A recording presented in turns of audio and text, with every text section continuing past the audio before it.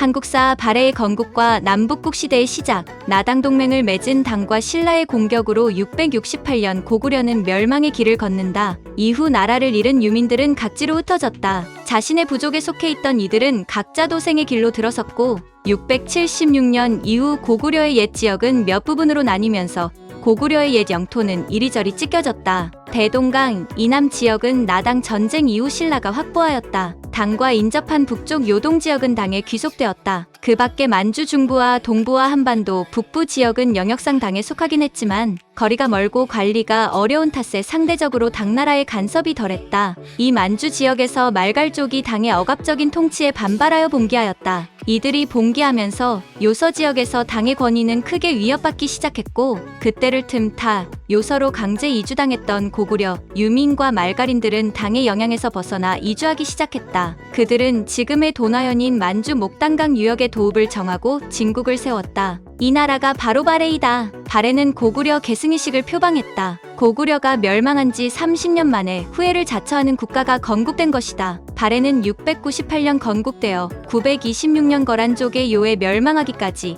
약 200년간 대동강, 이남의 신라와 국경을 맞대고 있었다. 발해의 국호는 건국 당시에는 진이라 하였으나 713년 당으로부터 발해군왕에 책봉되면서 발해로 고쳐 불렀다. 또한 외와 통교하며 그들의 역사서와 목간, 고문서 등의 기록이 남았는데 기록상 나타나는 발해는 스스로를 고려라고 불렀으며 이는 고구려 계승이식에서 비롯된 것임을 알 수 있다. 발해는 건국 직후부터 고구려 계승이식을 표방했기에 당과도 신라와도 우호적이지 못했다. 특히 당은 만주 일대에서 영향력을 잃게 되는 상황에 처했으니 적대적인 것은 당연했다. 이에 발해는 외교적 고립을 피하고자 몽골 지역의 돌궐에 통교하며 외교적 고립을 벗어나려 하였다. 당시 당나라는 거란의 반란을 제압하고 그 수습을 하느라 만주 지역을 신경 쓸 수 없었다. 이러한 상황에서 옛 고구려의 땅에서 새로운 힘의 구심점이 형성되자 옛 고구려의 유민들과 말갈 부족들이 발해를 중심으로 급속히 통합되었다. 발해는 230년간 총 15인의 왕이 있었던 것으로 추정되며 역사서 발해전에 기록된 왕은 총 13명이다.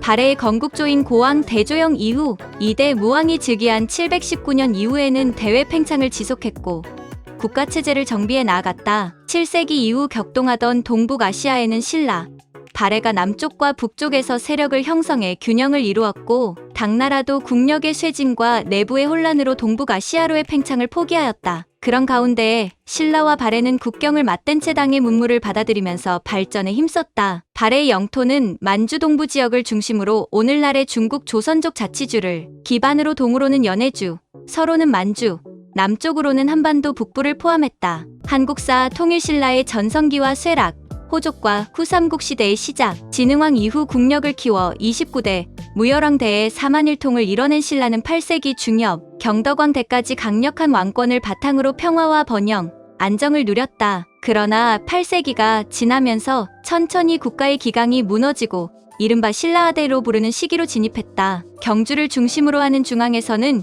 귀족 간의 권력 쟁탈이 일어나 분열하기 시작했으며 지방에서는 호족들이 성장하여 새로운 형태로 영지화하여 주민에 대한 직접 지배를 시작했다. 신라 하대의 사회는 통일을 이룩한 태종 무열왕의 직계 자손들이 왕권을 강력하게 휘두르던 절대왕권이 무너지고 난 상태였으므로 이후 신라의 37대 왕인 선덕왕이 죽으면서 왕위 계승을 두고 다시 분쟁이 일었다. 36대 왕인 해공왕까지가 무열왕의 직계 자손이고 그 다음인 37대 선덕왕부터는 내물왕계 왕통이 이어졌다. 신라 이때 무열왕의 직계인 김조원과 내물왕계를 표방하는 세력의 김경신이 경합하였고 김경신 세력의 우세 속에 타협이 이루어졌다. 김경신은 제38대 원성왕에 오르고 김주원은 명주군왕에 봉해져 오늘날 강릉 지역의 지배권을 인정받았다. 원성왕대 치세에는 경주에서 기와집이 아닌 집이 없으며 수추로 밥을 해먹었다고 전해진다. 원성왕은 독서 삼품제를 실시하고 친국왕적 관료로 실추된 왕권을 회복하려 했으나 귀족 연립정권 구조가 유지되며 결국에는 다시 왕권 쟁탈전이 벌어지게 되었다. 왕권은 계속 실추되었고 왕위는 오래 유지될 수 없었다. 신라 하대라 불리는 150년 동안 신라의 왕은 20명이나 바뀌었고 그중 많은 왕이 내란으로 희생되었다. 혼란스러운 정치적 상황 속에서 명주군왕 김주원의 아들 김원창이 왕위를 노리고 822년에 반란을 일으켜 국호를 장안으로 하여 독립국을 선포했다. 신라의 빠른 대응으로 김원창의 난은 결국 실패로 돌아가고 진압되었지만 이는 중앙 정부의 혼란에 동요하고 있던 지방 세력이 중앙의 왕위 쟁탈전에 참가하게 되는 결과를 가져왔다. 그 예로 청해진의 장보고 역시 중앙 정계의 왕위 쟁탈전에 참가해 44대 민해왕을 시해하고 45대 신무왕을 즉위시키기도 하였다. 9세기 후반 이후로 신라 사회는 부패하여 걷잡을 수 없을 정도로 사회가 타락했다. 지방을 관리하던 호족 세력은 농민을 수탈하기에 여념이 없었고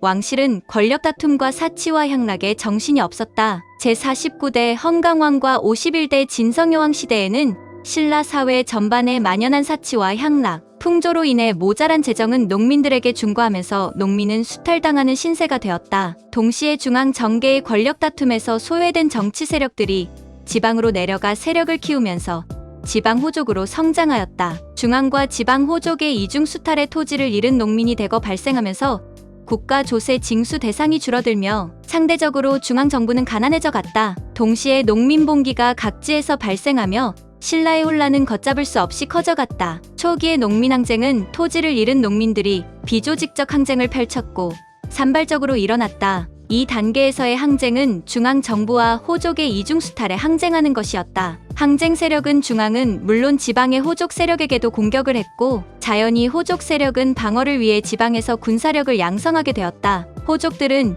이렇게 양성한 군사력으로 항쟁 세력인 농민을 공격하기도 하고 이들을 회유하여 흡수하기도 하였다. 이제 지방 세력가들은 조직적이고 독립적인 행정체계와 상비군 성격의 군사력을 갖춘 세력으로 성장하였다. 이들을 호족이라고 한다. 신라 하대 각지에서 일어난 농민봉기는 신라의 통치체제를 완전히 흔들었다. 신라는 통일 신라라는 이름이 우습게도 수도인 경주 일대에서만 통치력과 조세를 징수하는 매우 좁아진 지배력을 가졌다. 이에 지방에서 상주하던 무장 세력들은 각지에서 할거하여 자신의 세력을 키웠고 봉기와 전란에 휘말린 농민들은 초적이 되거나 자신을 보호해줄 호족을 찾아서 이주하였다. 신라는 이미 국가의 틀을 유지하지 못했고 새로운 시대를 위한 혼란의 정국이 찾아왔다. 경주 일대를 제외한 전국에서 유력 호족들이 조금씩 세력이 합쳐지면서 후삼국 시대가 열리게 된다. 한국사 후삼국 시대의 시작과 왕건의 등장, 9세기 들어 신라는 하대라고 불리는 쇠락의 시기가 시작된다. 중앙의 지배력이 미치는 곳은 오직 경주 일대에 국한되었고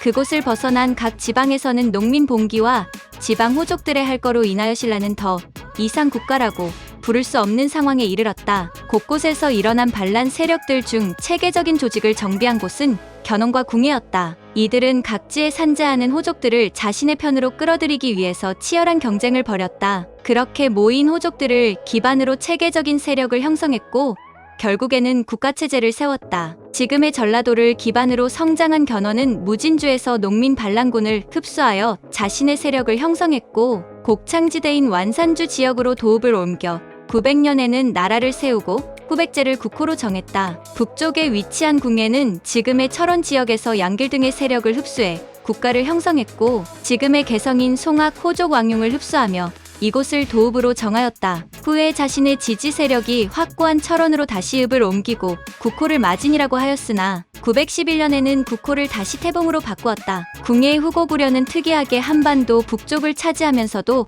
왕건을 선봉으로 하여 나주를 점령하며 적국인 후백제 후방의 영토를 가진 국가이기도 했다. 그러나 후고구려의 세력이 커지고 궁예가 폭정을 일삼고 난폭해지면서 결국에는 민심을 1차 덕망 높던 후고구려의 장군이었던 왕건이 왕으로 추대된다. 송악 호족 왕융의 아들이던 왕건은 후고구려의 왕위에 올랐고 즉위 직후 국호를 고려라고 하였으며 이듬해 도읍을 개성인 송악으로 옮겼다. 왕건은 송악 호족이었던 왕융의 아들로 호족적 기반에서 성장하였으며 궁예의 부장으로 나주 등 서남의 지방을 점령한 공로로 후고구려의 시중의 자리에 올라 있었다. 신라에 대해 적대적이던 궁예와 달리 왕건은 신라의 우호적이었으며 견훤과도 초기에는 우호적이었다. 그러나 920년 후백제 견훤이 신라의 합천과 초계를 공격하면서 후삼국 시대의 우호 관계는 틀어지기 시작했다. 이미 힘을 잃은 신라를 제외하고 본격적인 두 국가의 대결은 925년 조물군 전투에서 벌어졌는데 각 군은 이렇다 할 승부를 내지 못하고 화친을 맺고 돌아섰다. 그러던 중 927년에 견훤이 갑작스럽게